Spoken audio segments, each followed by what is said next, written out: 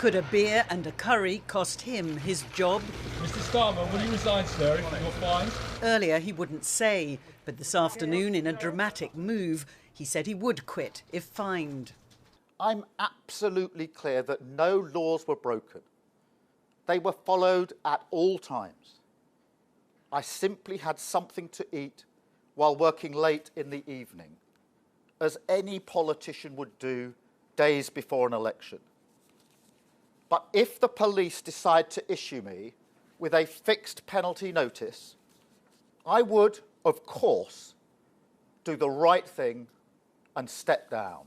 Do you now accept, though, that you jumped the gun in calling for the Prime Minister's resignation? The Prime Minister has chosen not to resign, notwithstanding that not only has he broken the law that he made, but 50 fines have been imposed in relation to the workplace that he is responsible for. But he hadn't been found guilty at the time you called for him to quit. That was playing politics, wasn't it? Well, Libby, he's been found guilty. He's been found to be in breach of the law.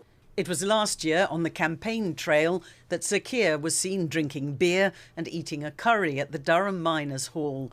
Police reopened an investigation last week they'd previously dropped. Earlier today, ministers stopped short of calling for him to resign.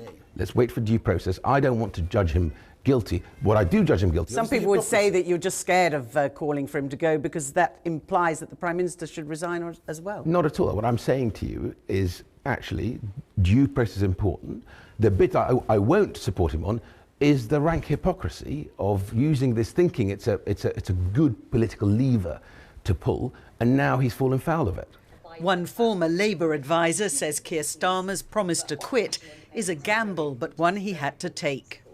It is high risk, but it's also high reward for Keir Starmer because, look, if he does get a fixed penalty notice, then he has to go. And I think he's come to that conclusion himself. But if he doesn't, it really does put clear water between him and Boris Johnson. It certainly raises the stakes and could mean the Prime Minister is left in a very awkward position if he is fined again.